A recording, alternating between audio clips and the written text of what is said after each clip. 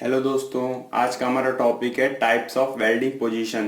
तो आज के इस टॉपिक में हम जो हमारे different type of welding position होती है उसको डिस्कस करने वाले हैं।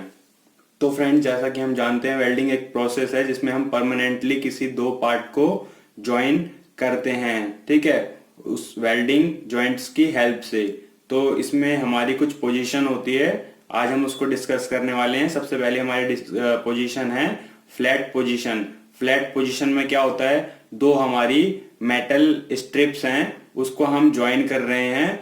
तो इस मेटल स्ट्रिप्स का दोनों का 1 और ये 2, इसकी जो अपर सरफेस है या अपर फ्लैट है ये नियरली हॉरिजॉन्टल होता है, या फिर इसको ऐसे लोकेट कराया जाता है, या अगर ये मूव करता है इसको ऐसे मूव कराते हैं वेल्डिंग करने के दौरान कि ये हमारी हॉरिजॉन्टल पोजीशन में रहे।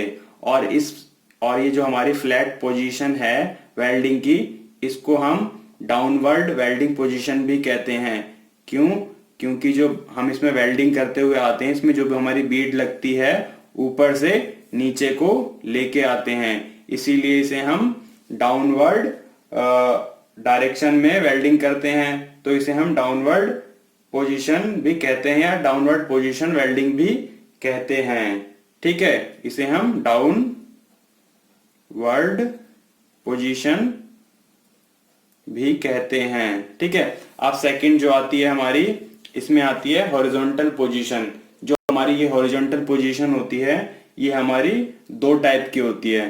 पहली टाइप कौन सी होती है, हमारी होती है ये ग्रूव टाइप की, ठीक है। और हमारी जो होती है इसमें दूसरी फिलेट वेल्ड की, ठीक है। एक ग्रूव वेल्ड होती है और एक दूसरी फिलेट वेल्ड होती है। सबसे पहले ग्रूव वेल्ड की बात करते हैं। ग्रूव वेल्ड में क्या होता है, जैसे ग्रूव वेल्ड का ये फिगर गिवन है, इसमें दो हमारी प्लेट होती है 1 और 2।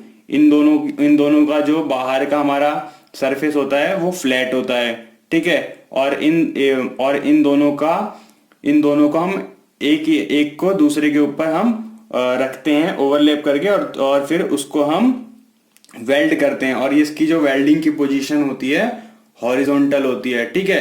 हम इसकी जो वेल्डिंग की बीड लगाते हैं, या फिर हम इस डायरेक्शन से भी लगा सकते हैं या फिर हम इस डायरेक्शन से भी लगा सकते हैं, ठीक है।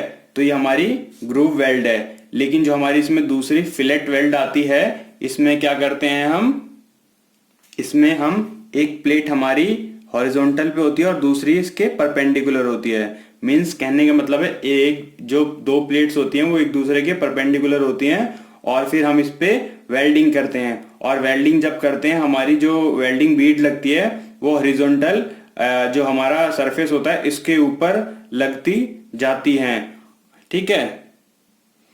ऐसे लगती हैं हॉरिजॉन्टल प्लेन पे कि ये हमारी हॉरिजॉन्टल प्लेन्स पे भी लगती है और हमारी वर्टिकल प्लेन्स पे भी लगती है। तो हमारी ये वेल्डिंग हो जाती है, ठीक है।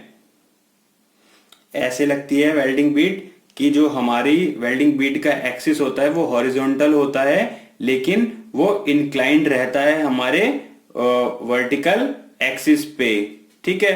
तो ये थी हमारी हॉरिजॉन्टल पोजीशन, जिसकी दो टाइप्स थी, हमारी ग्रूव्ड वेल्ड और फिलेट वेल्ड। अब हमारी थर्ड वेल्ड आती है, कौन सी, हमारी वर्टिकल पोजीशन।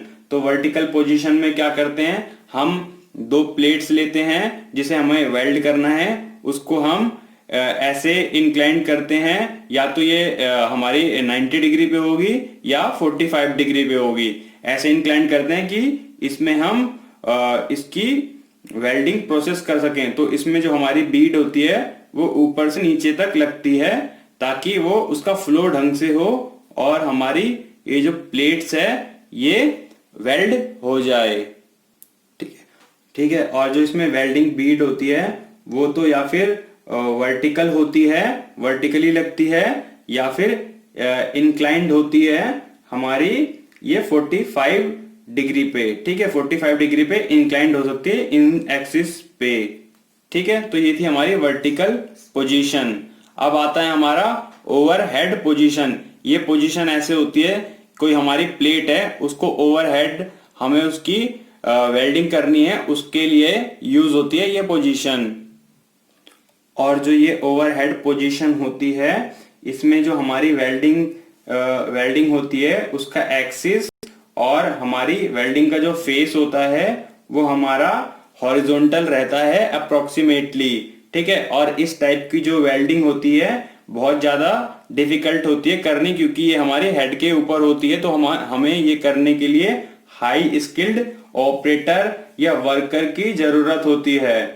और इसमें हमारा टेम्परेचर का फ्लो भी ध्यान रखना होता है, और हमारी बीट कितनी लगानी है और उसमें कितनी फॉलिंग होगी, या फिर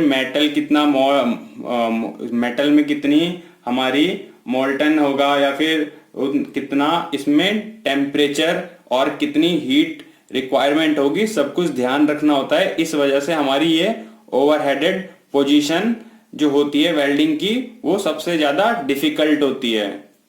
तो ये था हमारा topic types of welding positions. तो आपको ये वीडियो कैसी लगी लाइक एंड कमेंट करके बताएं। चैनल को सब्सक्राइब ना किया हो तो प्लीज इसे सब्सक्राइब कर लें। Thank you.